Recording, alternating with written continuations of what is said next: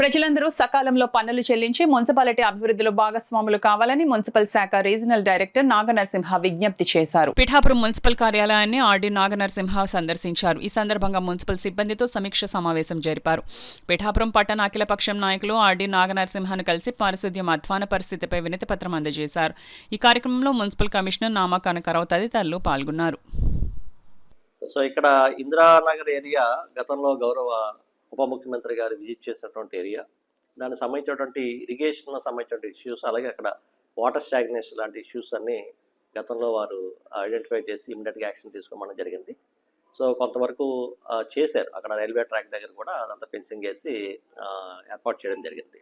అలాగే వాటర్ కూడా కమిషనర్ గారు చెప్పినట్టు గతంలో దానికన్నా కూడా వాటర్ బాగానే ఫాస్ట్గా వెళ్తుంది.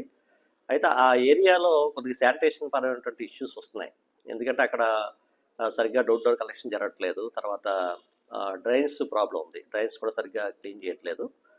తర్వాత మాధవ్ నగర్ ఏరియాలో కూడా చూడడం జరిగింది. అక్కడ కూడా డ్రైన్ ప్రాబ్లము, కొంత శానిటేషన్ ప్రాబ్లం ఉంది. సో అల్టిమేట్గా ఏంటంటే మనకి ఇక్కడ కమిషనర్ గారు చెప్పినట్టు మనకి 120 మంది వర్కర్స్ ఉండాల్సిన పరిస్థితిలో ఇక్కడ 74 మంది వర్కర్స్ ఉన్నారు. సో అందులో 9 మంది డ్రైవర్స్ని తీసేస్తే 65 మంది మాత్రమే ఉన్నారని చెప్తున్నారు. వాళ్ళు కూడా పూర్తి స్థాయిలో పనిచేస్తున్నట్టు అనిపించట్లా. సో శానిటరీ ఇన్స్పెక్టర్, అదేవిధంగా శానిటేషన్ సెక్రటరీస్ యొక్క ల్యాబ్సెస్ అంతా ఎక్కువ కనపడుతుంది. పబ్లిక్ అయితే చాలా చోట్ల కంప్లైంట్ చేస్తున్నారు సరిగ్గా వర్కర్స్ రావడం లేదని. సో ఈ ఇష్యూ మీద నేనైతే మరి శానిటరీ ఇన్స్పెక్టర్స్, శానిటేషన్ సెక్రటరీస్ కూడా ఎక్స్ప్లెనేషన్ కాల్పట్ చేయడానికి చేయడం జరుగుతుంది. అయితే ఉన్న వర్కర్స్ తోటి ఇంప్రూవ్ చేయాలి. అదేవిధంగా గవర్నమెంట్ కూడా ఆల్రెడీ కమిషనర్ గారు రాశారు, నేను కూడా రాయడం జరుగుతుంది. అయితే ఏమైనా అవకాశం ఉంటే ఈ లోపు ఆ ట్యాప్ కాస్ట్లో ఉన్నటువంటి టెక్నికల్ ఇష్యూస్ వల్ల ప్రాబ్లం అయితే కాంట్రాక్ట్ బేస్ మీద ఒక 5 వార్డులు 10 వార్డులో అప్పచెప్పి వాళ్ళకి ఆ విధంగా చేయొచ్చు. అది కూడా గవర్నమెంట్కి రావడం జరుగుతుంది.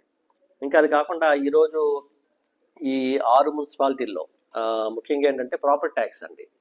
మనకి మార్చి 31 నాటికి 100% ప్రాపర్టీ ట్యాక్స్ కలెక్షన్ చేయాలి. వాటర్ ఛార్జెస్, ఇంకా విఎల్టీ, షాప్ రూమ్ రెంట్స్, ఇవన్నీ కూడా కలెక్ట్ చేయాల్సినటువంటి అవసరం ఉంది.